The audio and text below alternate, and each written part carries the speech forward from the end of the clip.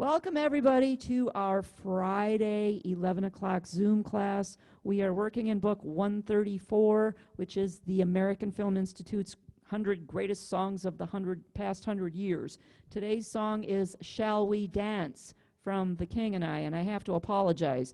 Last week somebody asked me to play it. Well, I hadn't heard it ever since Ramon played it in a concert, so it wasn't really sitting in my head. And when I played it, I realized I didn't play it fast enough. I didn't play it with the right intention. So, yeah, I hope you got the gist of it. But we're going to really go into it today and get it sounding the way it was meant to be sounding. So, my apologies for just sight reading it and doing a terrible job last week. All right, the first question we want to address is one that Ken Whaley asked before we went on record, and I think it's an important enough question that we do it now so everybody can hear what we're doing. He asked about harmony upper and lower, and how that works and what is affecting each thing. Well, what actually is harmony? Harmony is either a duet or a chord, which is 3 or 4 notes at a time. And what harmony does is it does for your right hand what the easy button does for your left hand. It allows you to play a full-fingered chord, or if you're just on duet, a 2-fingered chord with 1 finger. But how does it know which harmony to use? How does it know that? The harmony is activated according to which chord you are playing in the left hand. The left hand is the most important hand because it triggers everything. So it only knows which chord to play, whether you have it on duet or octave or AOC or 3-part or whatever you have it on. It only knows which notes to pick according to which chord you are playing in the left hand. And it doesn't matter if you're playing 1 finger or a 3-fingered chord in the left hand. That doesn't matter. So when you press your harmony button, it completely is taken over by what chord you are using on the left-hand chord. Some of you also have harmony in the lower right section, and that works exactly the same way. If you touch harmony lower right and you touch AOC, it's going to give you a 3-part harmony chord. How does it know which notes to pull? Whatever chord you're playing here. If you're playing a C chord, it's going to choose C, E, and G. I don't care what letter you're playing here. It's going to play C, E, and G underneath that letter. Okay? So the left hand is the most important hand you can play. If you make a mistake with the left hand, oh boy, your harmony is going to sound terrible, because even though you might be playing the right melody note, you're picking up the harmony with whatever you're playing in the left hand. At this time, are there any questions about how harmony works? I have one more thing to say about that, and that is if you push your harmony button and you play it and nothing's happening, you're not getting anything, one of 2 things is wrong. A, you haven't pushed a chord yet, so it doesn't know which harmony to use. Or B, you have a sound on the top or the bottom that is from the blue solo section. Solo means 1. And if you're in the blue solo section, or on the larger instruments, the 2 last ones that are sounds that are solo sounds, if you have one of those on, it's not going to do anything, because harmony does not affect any of the sounds from those sections, only from the orchestral section and your upper tabs. Okay, make sense now? Yeah. Okay, very good. Very good. Thank you. You're very welcome. Okay, so I researched this song, and I'll tell you what, if ever there was a song that was an earworm, this one got in my head, and I've been singing this song all week long. So it's pretty crazy, but what a pretty song, Shall We Dance, from the 1951 Rodgers and Hammerstein musical, The King and I. And I have not seen that musical in its completion, and I really seriously, after working on a couple of the songs for class, I would like to see it, because it looks like it's a gorgeous, gorgeous production. Originally on Broadway, Gertrude Lawrence and Yul Brynner played the lead parts. And then in the 1956 film, Yul Brynner still had the part because I don't think anybody could actually top him. And then Deborah Carr was the lead Anna. And here's some trivia for you, and it might blow you away on this. Marnie Nixon, if that name sounds familiar, and it probably won't. If it Yes, sounds familiar, it's because we talked about it one other time when we were having in-store classes.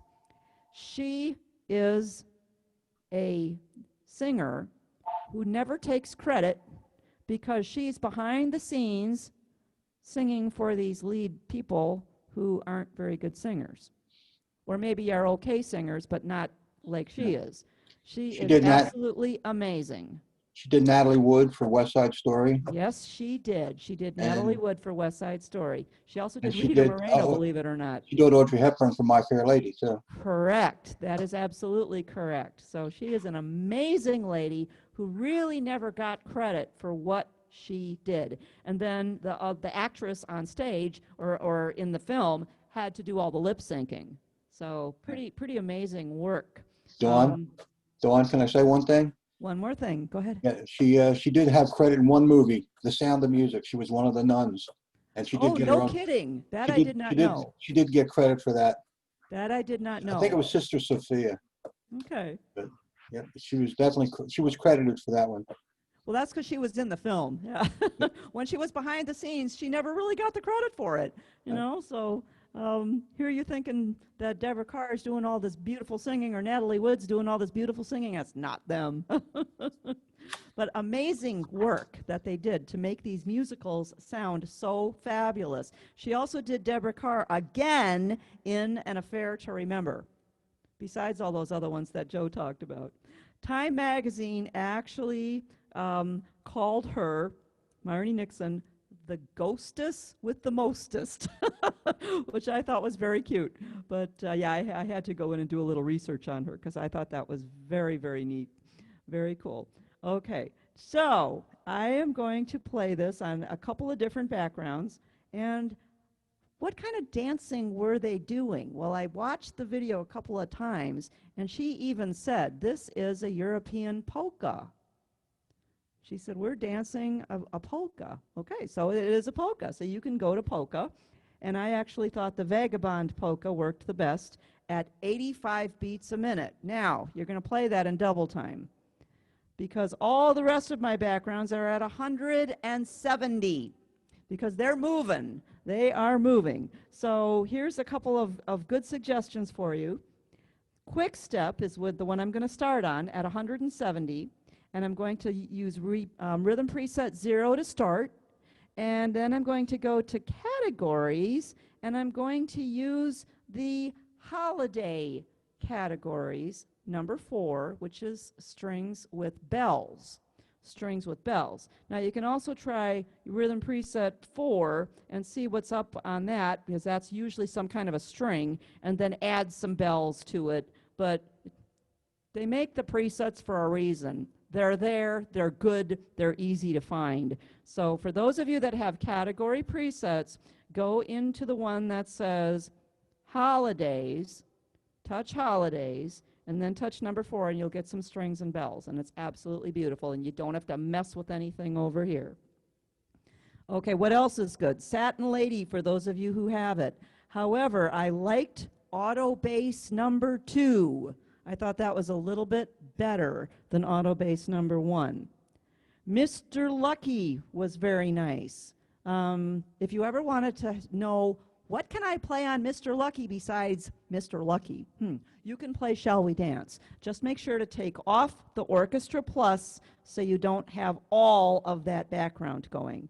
Also, those of you who have mixed swing, and you always wondered, what can I play on here other than Mac the Knife? Well, guess what? You can play Shall We Dance at 170. But again, be sure that you take off the Orchestra Plus so that you don't have all the mixed swing stuff going on. But the beat in that is very, very nice. It works perfectly for that. Or any polka will be fine. Now, if you're working with the Freedom 3, the traditional full band is a polka. So put that on at 85 beats a minute, And what I used for sounds is a combination of strings, and then I went into the brass and scrolled until I got to trumpet. So I did strings and trumpet, and then I put on trio harmony to give it a fullness that I think you'll really like.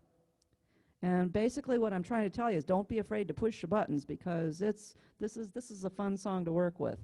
If you have easy 1, 2, 3, 4, 10, standard full band at 170 is probably going to be your best bet for this one. And again, I like strings and bells, or strings and brass are very nice as well. Okay, so I'm going to start out on the quick step at 170. So if you mute yourselves so that I can play, and then we'll go over some extra things.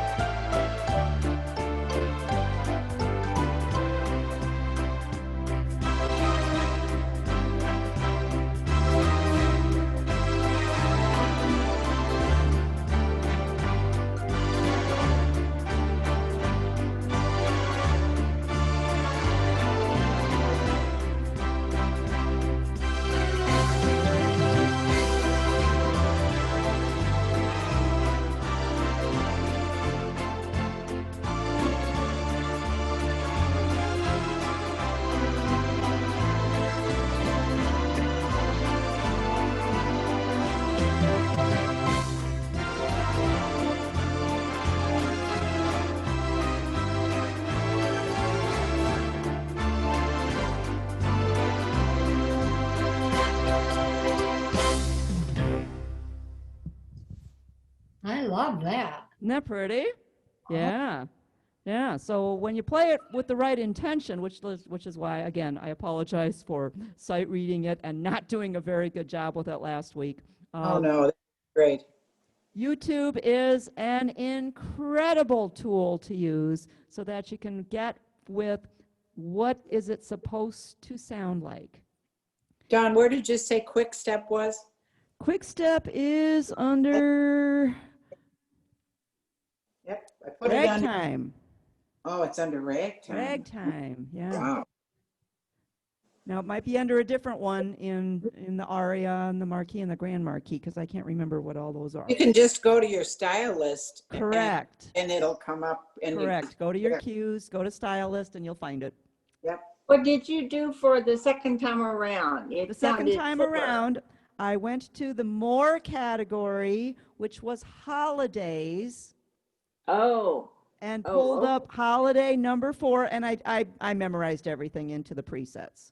oh, good. Okay. So that all I had thank to you. do was go A1 and then pop A2, and I was there. Because if you have to do more than a one button push in the middle of a song, and something especially that goes this quickly, you're going to struggle. You're going to have to do lots of drum fills and lots of FXs in order for you to have time to push all the buttons that you need. Unless you're Robert Roman. Yeah, exactly. But it's under more, and you go to your holidays, and then number 4, which gives me the Leroy Anderson strings, which is a nice full set of strings that just made it sound like the whole orchestra just came in. Wow. Very Yeah. good. Thank you. Yeah, it was pretty, That's wasn't it? Yeah. Yeah, it's very pretty. This song's going to get in your head, so be prepared to be dancing around your house all day long with this song for the whole weekend. All right, I do have a few extra chords, but they are optional only. And especially the first ones I give you because I don't even put them in all the time. Instead of the no chord, which I did, by the way, use the no chord for the first two. And what I did is I put a fermata over each note, over the E and over the D. Okay? You know what a fermata looks like? Yeah, a little half moon with a dot. Yep, it's a little rainbow with a dot in the middle, a little bird's eye. Right. Put one of those over each note, and you just play those on a no chord and go. Now, you know that that's not how I usually am a proponent for playing the music. Usually I will say, put on your introduction. Why? Because you need to know how fast you're going. You need to have a feeling for how fast you're going, or you're going to be cheating yourself. So how do you do an introduction and then go into your fermatas? You'd have to do the introduction with a C chord because you are in the key of C.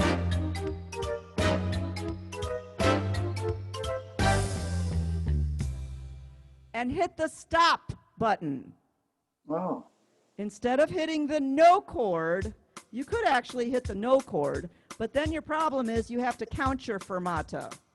If you just hit the stop button, now you know how fast you're going. You've got an idea of how fast you're going, but now you can do your fermatas. And then when you come in with the C chord, it comes in very nicely with that rhythm. So that would sound like this.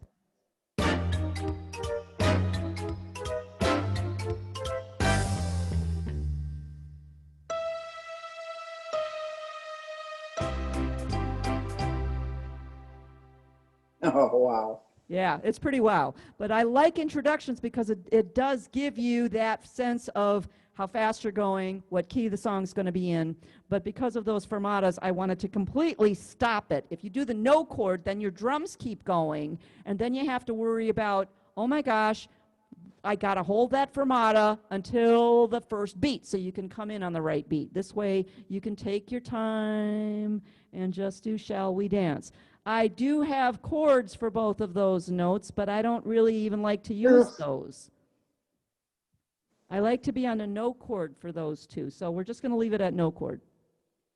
Let's go to measure, the second full measure over the E and the D sharp for on, Now these chords are optional because they're hard to get in there when you're playing that fast. Over the E, put a G or G7, and over the D sharp, you may put a G augmented, which is D sharp, G, and B. But I'll tell you what, it is so hard to get those chords in there fast enough. And then over the E half note for bright, go back to a C. So if you just want to stay on C that whole line, just stay on C and you'll be fine. Well, you can try it. You can try it, but they're very fast. They're very fast. Doesn't mean Okay, it's good. when you go to line 2, first measure over the E quarter note for music. If you wish, you may put in a C6.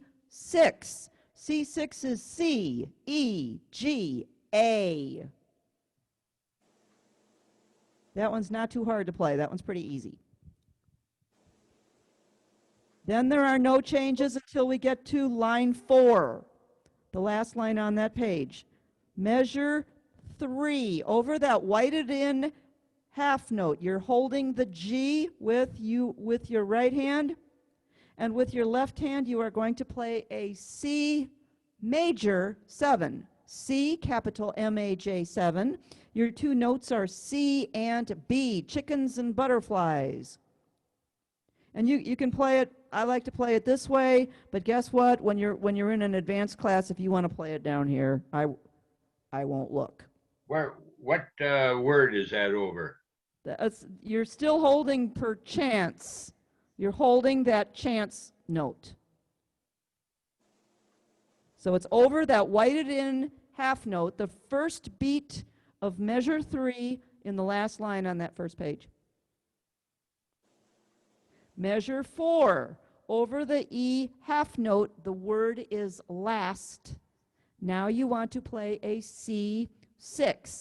C6 is again C, E, G, A. And you must play them in that order or it will be an A minor 7 and it's not going to sound right. 6 chords, you just have to play them in the correct order. Dawn, excuse me, Go could ahead. you, if you didn't want to put in the C6, just for information, it's good to try it, but could you use the C major 7th all the way for the rest of the, I would go back to just a plain old C then. okay, Instead of a C6, go back to the plain old C. And if Okay. you're going from a C major 7 to a plain old C, you can't just lift your thumb and expect it to sound. You have to completely release and then put the pinky back down on C again. okay. Thank you.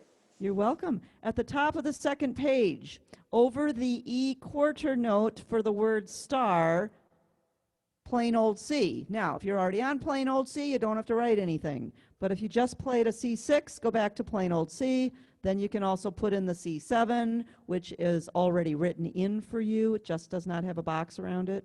But remember, 7s are always optional, so don't worry too much. And guess what? That's it. Ah, That's it.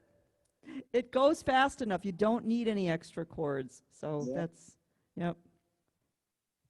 The one in the beginning, what are those 2 chords for that leading? G7 and G7 augmented, just like they are for Okay. on upright. Just like they are for the next. Yeah, because if you Second do like, measure over. do the last verse, you want to just kind of punch into it. That does help to, makes it more dramatic. Yeah, you could. The G7 and the G7 augmented, absolutely. If you wanted to put those 2 in, that's what those 2 are. But for the introductory part of it, I prefer to do the no chord. Because that just gives it more, oh, drama.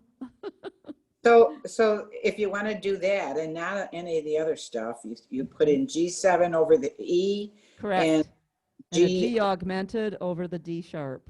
Yeah. okay. Yep. But it's hard. It's hard to do that, and those chords are flying Yeah. fast. They're hard Yes, to.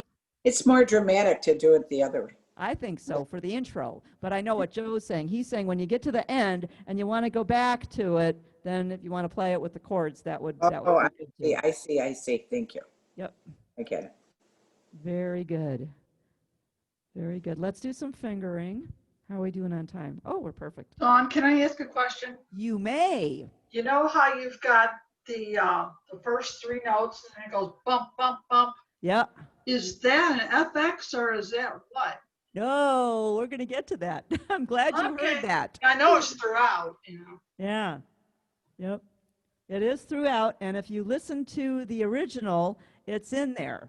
And I can remember Ramon saying, how am I going to get those in there? Well, I did not spend enough time when he was working that for, and my apologies, Ramon, I should have spent more time on it with you to get those, because they are actually very fun to put in. They're very nice.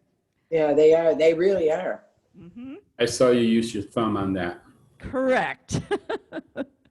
Correct. And I also did not hold some of these notes. So let's do some fingering. And while we're doing fingering, I will also give you some of the effects that I used on this. And it's all about technique of playing. I don't use a lot of effects and fill-ins with my thumb, although there are several places where I did use that. But I didn't play it smoothly, because remember, we're doing a polka. And if we're doing a polka, we're bouncing.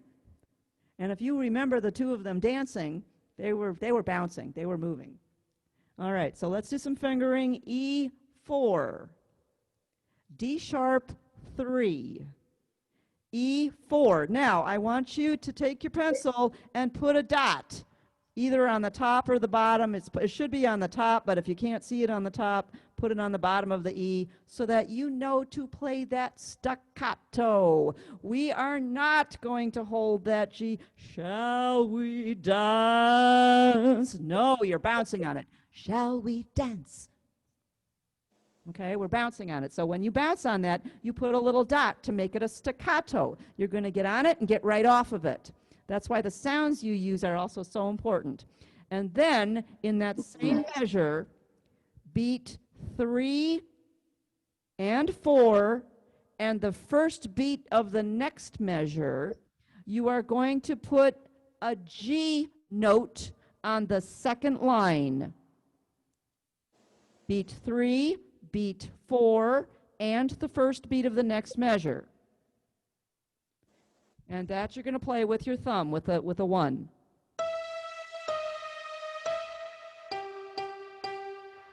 And those are also staccato.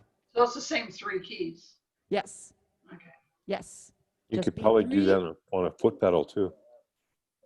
Yeah, that's true. Yeah, but it works very well with your thumb. It's very easy to get to because you're not even holding the note. Even if you were holding the note, it would sound fine. But if you're trying to play it the way you would dance it or the way you would sing it, you would want to get on and off that note. Just pop those notes with your thumb. Let's continue. On a bright is E4, D sharp 3, E4, E4, D sharp 3, second line E4, B1, D3, C2, high G5. Now, you want to put a dot either above or below. Don't put it next to it. Put it above or below. And because they have the chords so close here, I put my dot below just so you can tell you're going to get on and off that G. And then you're going to go to the second line again and beat 3, beat 4, and beat one of the next measure, G, G, G on the second line. Yeah, okay. Okay? So then that'll be.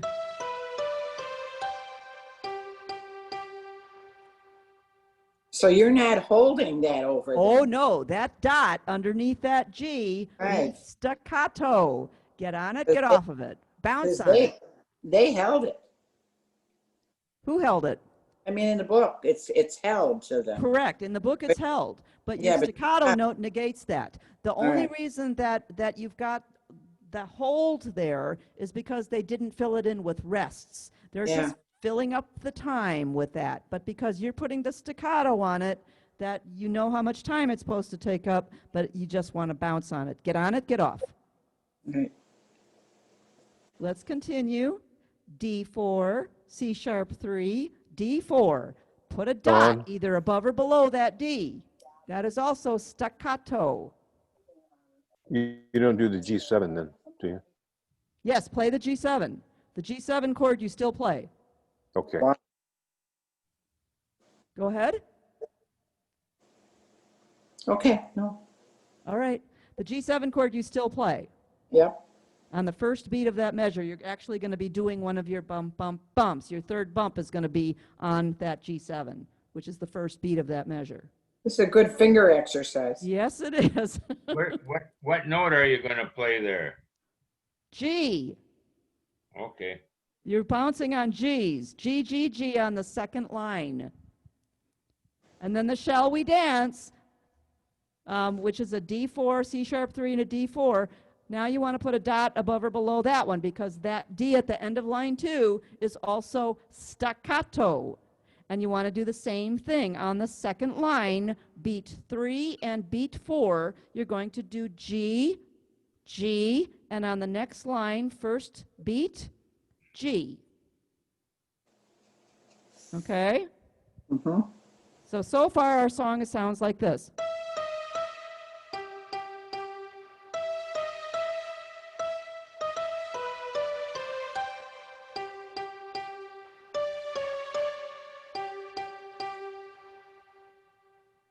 Got Dawn, it? would it make more sense to make the whole note a quarter note, then put in with a staccato, then put in a quarter rest, and then 2 quarter notes? You could do that as well. Yes, you could also do that. Hi, Dawn. Hi. By the way, those people who ordered ABBA books, they are in. Oh, I want an ABBA book. I didn't order one. Can I Oh, you get one? didn't? Okay, I'll put another book order in. Okay. Oh, Shoot me an email. Shoot me an email because I'm going to do another book order at the end of the week. If you need Okay. an ABBA book, Dave Sasanick is one, D in Virginia, and I can't I remember didn't know. the fourth person that ordered one. What's your email? 5028? 5028 at Dawn, FletcherMusic.com. Dawn, I ordered one. Pam, Pam, you did? I did. In your office the day I picked up my book 15. Oh my, okay, all right. Okay. Did I you think I have not some- order? I think I have somebody else on it. I'll check. When you get old like me, you gotta Well, start writing Dawn, everything down. let me know, otherwise I won't make a trip in. Okay, all right, Pam. If so, you can order two. I'll order that one too, exactly. Yep. Yep. What's that book? Abba Gold. Ava Gold. Mm-hmm. What songs are in that? I don't know, Ken. I'm going to finish this, okay? Yes. Let me finish doing what we're doing. Line 3 on Shall We Dance? Shall we then? It would be D4, C sharp 3, D4, D4. C sharp 3, D4.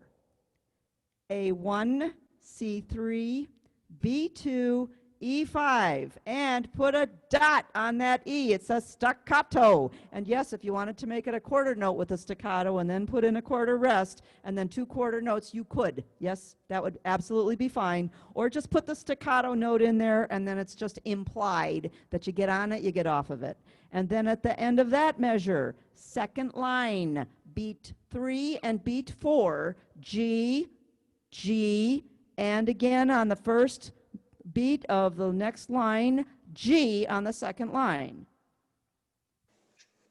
And once you get into that rhythm of things, it's just going to be really fun.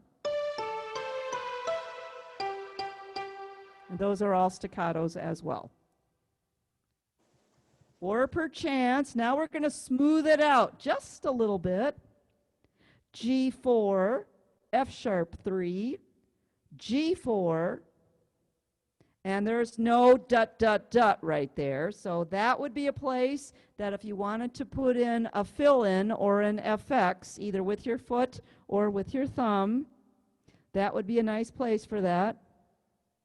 C1, D2, E3, E3, D sharp 2, top of the next page, E3, B1, D3, C2, D3, and put a dot on that D.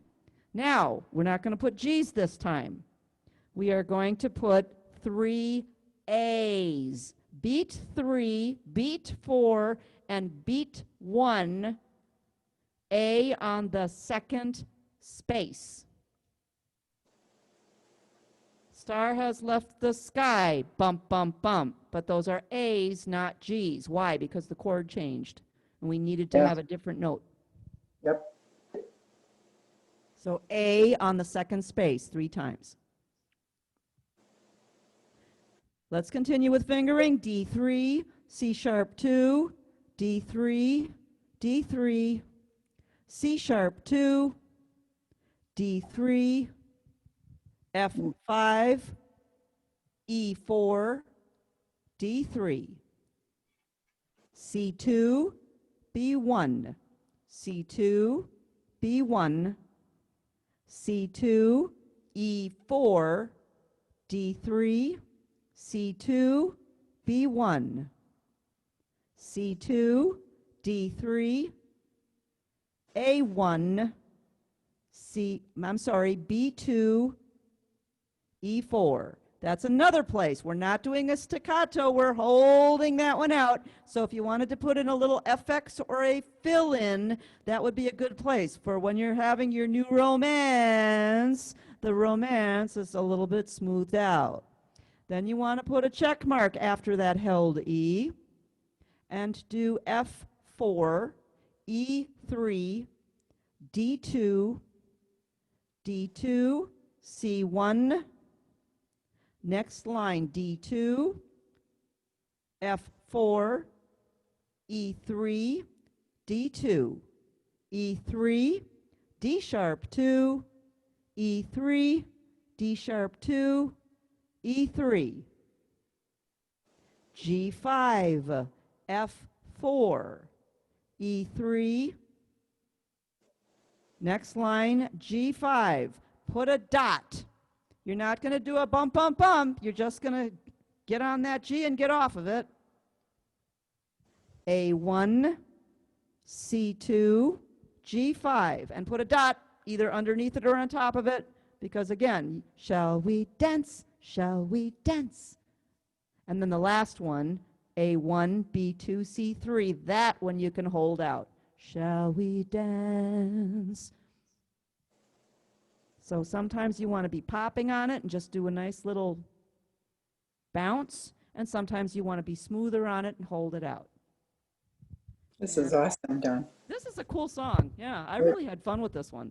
So, Okay, so let's try it on a different background. Let's try it on Satin Lady, oh, and I'm using bass, auto bass 2,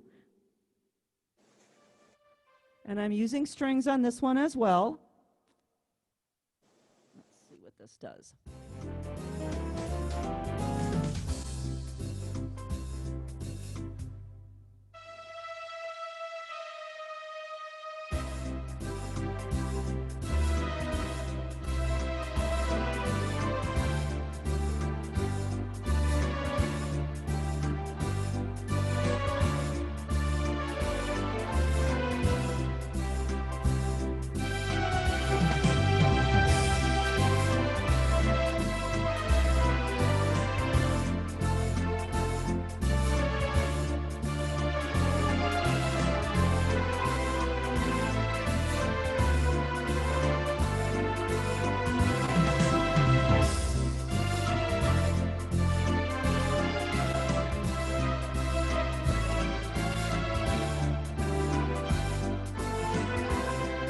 Okay, then I also did it on Mr. Lucky.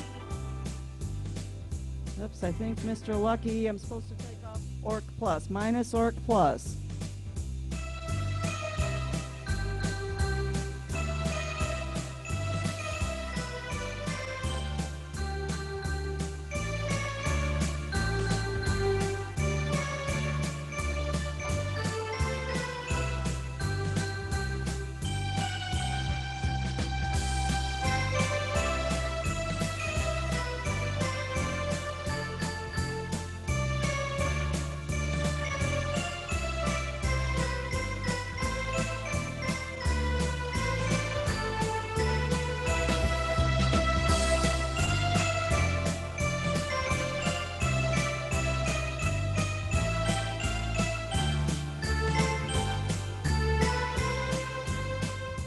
And I did it one more time. Now those were all at 170.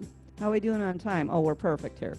Okay, so the last one I did it on Vagabond Polka. Now you can use any polka you want. Now if you did a polka at 170, let's just hear how silly this would sound.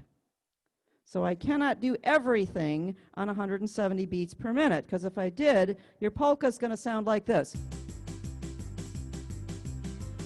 That's pretty crazy. So when it bounces in twice, when it does twice the stuff, divide the number by 2. So then you would set it at 85. And in order to set your tempos, you can scroll, or you can go to your keypad and just touch the numbers, and I just touch 8, 5. Then I'm going to touch the tempo button, and now my tempo just switched. Okay? So if you did not know how to use your numerals on your keypad, setting your tempo is one of the easiest things in the world to do. right. Would you said that, you said, take your number, that 170, divide by 2, and then Correct. what? Uh-huh. And then what do you do then? Then you just go to your keypad and you go 8, 5. Then you touch one of the tempo buttons, doesn't matter up or down, and it'll automatically make your tempo that number. So instead of scrolling, you can just go to your numeric keypad, type in the number that you want, touch one of your tempo buttons, and boom, there it is. So if you learn one thing, that's a pretty cool thing. Oh, that's awesome. So you go to the numeric keypad and then you press, what do you press then? Just type in what tempo you want. Oh, I see. So, okay. Just type So in if what it's tempo you 85. want. So you want 80. And then what? After you put in 85, then what do you put? After you put in your number, like 85, then you Yeah. come over to your tempo buttons where normally you'd be scrolling, and just Okay. touch one of them, and it'll pop that tempo. Oh and my you- God, that's amazing. Yeah, it is amazing. Holy cow. Yep. Okay. And Thank so the reason to do polka at the half speed is because there's so much stuff going on. So you have Yeah. to use your It's ears. awesome, Dawn. So here we are on a polka. And again, I'm using strings. No, I'm using strings with brass on this one. Maybe I'm just a brass orchestra is what it's called.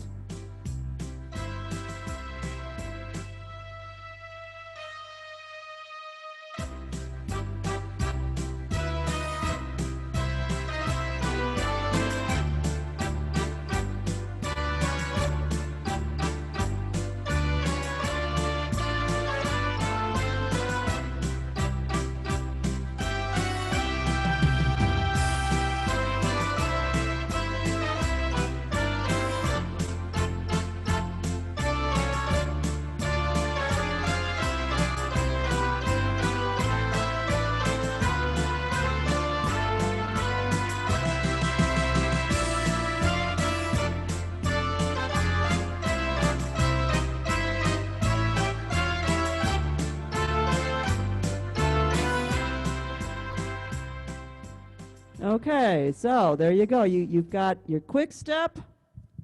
You've got Mr. Lucky minus Orchestra Plus. You've got Satin Lady. You've got McSwing minus Orchestra Plus. And then those are all at 170 beats a minute. And then those of you who are using polkas, put them down to 85. On your easy organs, put standard full band, go 170. Now remember, if you can't play it at 170, please slow it down until your fingers can figure it out. But the chords are not that difficult. This is one where you have to feel like you're dancing, and you're just going to do a lot of bouncing or some smooth side to sides, depending on which part of the piece you're in, and you're going to feel the song. So I hope you enjoyed today's lesson. Shall we dance? I had a lot of fun with this one. Oh my was, God. yeah, So good. this one was really fun. Okay. Now we just do it. Now you just go home, go play it. Yep, exactly. All right. Next week we'll do Singing in the Rain.